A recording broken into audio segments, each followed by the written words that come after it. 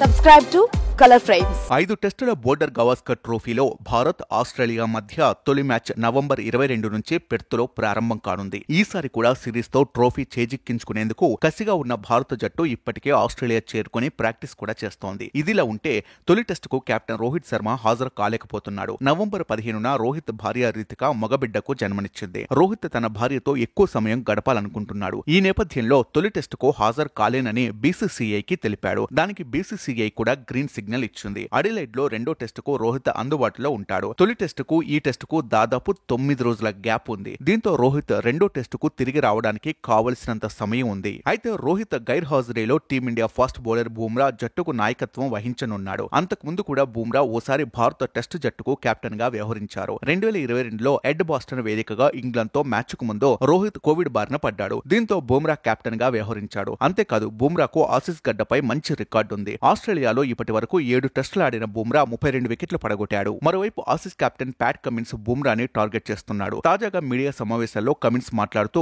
బుమ్రాపై ప్రశంసల వర్షం కురిపించాడు. కోహ్లీ, పంత్ కాదు, బుమ్రా ద్వారానే తమ బ్యాటర్లకు ముప్పు పొంచి ఉందని తెలిపాడు. ఇక జట్టులో పుజారా, రహానే లేకపోవడంతో మాకు కలిసొస్తుందని చెప్పాడు. మరోవైపు తొలి టెస్ట్ మ్యాచ్ కు శుభ్మన్ గిల్ దూరమయ్యాడు. ఇలాంటి పరిస్థితుల్లో గిల్ స్థానంలో ఎవరు ఆడతారనేది ఆసక్తిగా మారింది. గిల్ స్థానంలో మూడో స్థానంలో బ్యాటింగ్ చేయడానికి అభిమన్యు ఈశ్వరన్ ను టీం మేనేజ్మెంట్ పిలవచ్చని భావిస్తున్నారు. ఇక రోహిత్ శర్మ లేకపోవడంతో కేఎల్ రాహుల్ కు ఓపెనర్ అవకాశం దక్కవచ్చు. అంటే పెర్త్ టెస్ట్ మ్యాచ్ లో యశస్వి జైస్వాల్, కేఎల్ రాహుల్ ఇన్నింగ్స్ ను ప్రారంభించొచ్చు. వాస్తవానికి ప్రాక్టీస్ మ్యాచ్ లో రాహుల్ గాయపడ్డాడు. దీంతో జట్టులో ఆందోళన కనిపించింది. అయితే విశ్వసనీయ సమాచారం మేరకు రాహుల్ పూర్తిగా ఫిట్ గా ఉన్నాడు. ఇక మిడిల్ ఆర్డర్ గురించి చెప్పాలంటే స్టార్ బ్యాట్స్మెన్ విరాట్ కోహ్లీ 4వ స్థానంలో బ్యాటింగ్ కు వస్తాడు. రిషబ్ పంత్ వికెట్ నెంబర్ 5 లో బ్యాటింగ్ కు దిగుతాడు. ధ్రువ్ జురెల్ 6వ స్థానంలో బ్యాటింగ్ చేస్తాడు. మరోవైపు రవీంద్ర జడేజా, వాషింగ్టన్ సుందర్ రూపంలో 2 ఆప్షన్లు అందుబాటులో ఉన్నప్పటికీ అనుభవం దృష్ట్యా జట్టుకు అవకాశం దక్కుతుందని భావిస్తున్నారు. నితీష్ రెడ్డి పెర్త్ టెస్ట్ లో అరంగేట్రం చేసే అవకాశం ఉంది. అతను దేశీయ స్థాయిలో నిలకడగా రాణిస్తూ టీమిండియాలో భాగమయ్యాడు. పేస్ అటాకింగ్ లో బుమ్రాతో పాటు ఆకాశ్దీప్, మహమ్మద్ సిరాజ్ మరియు నితీష్ రెడ్డిపై బాధ్యత ఉంది. నిజానికి పెర్త్ పిచ్ పై ఫాస్ట్ బౌలర్లు చెలరేగే అవకాశం ఉంది. దీంతో టీం మేనేజ్మెంట్ 4 ఫాస్ట్ బౌలర్లు మరియు ఒక స్పిన్నర్ కలయికను జోడించవచ్చు. బుమ్రా నాయకత్వంలో జట్టు బౌలింగ్ విభాగం మరింత ఉత్సాహంతో ఆస్ట్రేలియా బ్యాటింగ్ ను ఇబ్బందులకు గురి చేయగలదని